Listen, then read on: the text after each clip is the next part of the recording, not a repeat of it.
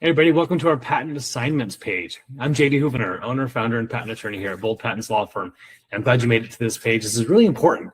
This is about transferring the rights from one or more inventor to another or a business entity, which is more common. Classic situation is where a single inventor gets started, a technical founder has an invention, and they want to now transfer their rights to an entity, let's say an LLC, a C Corp, or an S Corp. Great reasons for doing this for tax purposes and to make sure you have proper ownership so you're ready to conduct business B to B instead of individual to business in a licensing situation.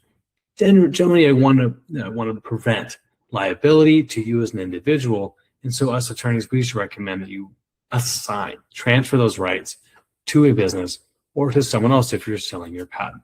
So read below, check out the patent assignments page, and if you have any questions, of course, we'll stand ready to help you. Click on that contact button and get a free discovery call going today.